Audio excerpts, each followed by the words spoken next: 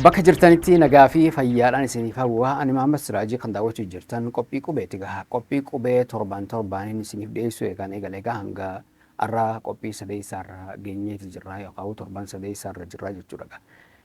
Ani hanga ammaatti qophii sadii haa isiniif eegalu malee yookaan qophii qubee torban sadii haa ga'u malee qophiilee gara 33 tarreesseetiin lafaa qabaa jechuudha. Gara fuulduraatti kan irratti karoorfamanii dhiyaatanii jechuudha. Akka humnaatti deemuudhaaf garuu ammaaf wanti inni eegaluu danda'e qophii takkaa jechuudha. Qophiin takkittiin ammaaf eegale tuni egaa qophii qubeeti. Qophii qubee tana booda egaa qophiileen garaagaraa suutan itti dhaamaatii akkuma humnaatitti kan itti fufan ta'a jechuudha. Egaa humni namaatis hogguu dabalamaa deemu qophiinis akkasumatti gara fuulduraatti tan nama barsiisaa bashannansiiftu tan isiniif dhiyaattu taati jechuudha. Egaa akkuma kanaan dura isin himetti miidiyaa amma dura jirurraa wanti adda godhu maali waan jiru.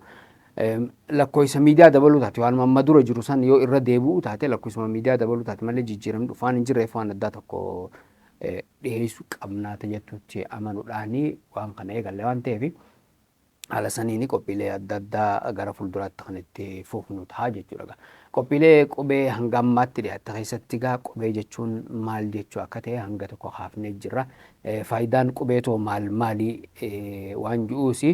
Qubeen waan sagalee bakka buutu akka taate haafneeti jira jechuudha. Qubee hogguu jennu tan amma afaan Oromoo keessatti jechi qubee jiru jecha afaan Ingilizii leetar alfaabeetii fi ortoogiraafii kan jiru bakka bu'a jechuudha. Hanga ammaatti hayyoonni waan kanarratti hin dalagne jechuu dandeenya. Maaliif waan sadiitu jira waan sadeen kana jechuma tokko lafa keenyee taa'uun gar tokkoon sirrii miti. Kanarratti waan dalagamuu qabu kanaaf kanas gamanumaan walii yaadachiisuudhaafi jechuudha.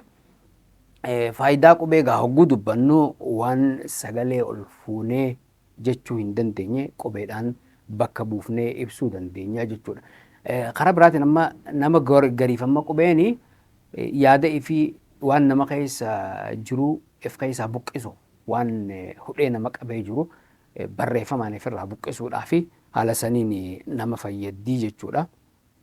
Nama biraa wajjinis ittiin walii galuuf jechuudha akkuma haasawaatitti haala saniin fayyaduu dandeessi. Yaada faca'ellee walii qabachuudhaaf qubeen nama ni fayyaddii jechuudha. Egaa hangana jenne egaa qophii har'aatti dabarraa jechuudha. Qophii har'aatitti egaa dogongora qubee irratti fuulleeffannaa jechuudha. Waa'ee dogongora hogguu dubbannu egaa namni gariin akka dubbannutti barreessuun dogongora baay'ee yaaduutu jira jechuudha. Akka dubbannutti barreessuun akkamitti akka barreessinu egaa isaantu beeka. Garuu afaan Oromoo akka afaan Oromootti afaan seera qabuu fi akka dubbatanitti barreessuutu sirri jechuudha. Maaliif akka dubbannutti wanni barreessinuuf waan hedduu faayidaa qaba. Fakkeenyaaf akka dubbannutti barreessuun namni tokko dogongoraan barreessee fi sirrii barreessees addaan beeknee beekuu dandeenya jechuudha. Fakkeenyaaf afaan Ingilizii yoo fudhannu ta'e oolama walitti aanee bakka barreeffamutti bakka gariitti akkuma ootti dubbifamu bakka gariitti immoo akkuma uutti dubbifamaa jechuudha. Afaan Oromoo keessattiis akka dubbannutti hin barreessinu yoo jennu taate dogongora akkanaatu uumamuu malaa jechuudha. Fakkeenyaaf namni tokko gara lixaatitti dhiyaana jee barreessuudhaaf yoo dhiyaana jee ka barreessu ta'e haa tokko godhee ka barreessu ta'e gara baatitti dhiyaana jedhanii waan dubbataniif isa biratti amma nama saniif dogongora ta'uu qaba jechuudha kun akka dogongoraatitti ilaalamuu qaba. Garuu kanaan sababeeffatee yoo ammoo akka haaniin bakka bu'ee lakkee akkasitti barreessu isaati jaamee akka fudhatamu ta'e bakka sanatti dogongorri uumamee jira jechuudha. San waan ta'eef namni kun akka ifi dubbatutti yoo kan hin barreessine taate bakka sanatti dogongora uumee jira jechuudha. Namaan gowwoomsuuf itti fayyadamuutu dhufuu mala jechuudha. San waan ta'eef afaan Oromoo akkuma warraa ifaa kanatti akkuma dubbatamutti barreeffamuutu sirrii jechuudha. Haala saniin akkasitti hubatamuu qaba. Kanaaf qophii har'aatitti hogguu seennu dogongora qubee akkuma kanaan dura isiniif ibsetti bakka tamitti dogongorri jira. Eessa dogongorri jira. Sirrii hoo maali? Wanni amma barreeffame kun maali yaadameetti barreeffame? Wanni barreessanoo maali waan jiru suuraadhaan kan isin daawwachiifnu taate hanga xumuraatti nu waliin turaa jenna. Barreeffama magaalaa Boomsaa tokkoon eegalaa jechuudha qophii har'aa tana. Isaa wanni jechuu yaadanii baga nagayaan dhuftan jechuu yaadanii sana. Wanni isaan barreessan garuu maal jaa baga nagayaan dhuftanii jaa. Dhugaadha amma nama dhuufe tokkoon baga nagayaan dhufte jechuun rakkoon qabu kun waan gaariidha jechuudha. Isaan garuu waa'ee dhuufuu haasa'uu fedhaniiti miti bakka tanatti waa'ee dhufuuti. waa'ee dhufuu haasa'uu fedhaniiti baga nagaan dhuuftanii jedhan jechuudha. Keessummaa takka kabajaa yaamtee baga nagaan dhuuftan jechuun dogongora guddaa jechuudha. Gara tokkoon keessummuma sanuu arrabsu jechuudha. Maaliif simannaa godhuufi osoo qabduuti waa'ee dhufuu itti haasa'u jirta waan ta'eef kuni dogongora guddaa jechuudha. Hanqaanyiidha.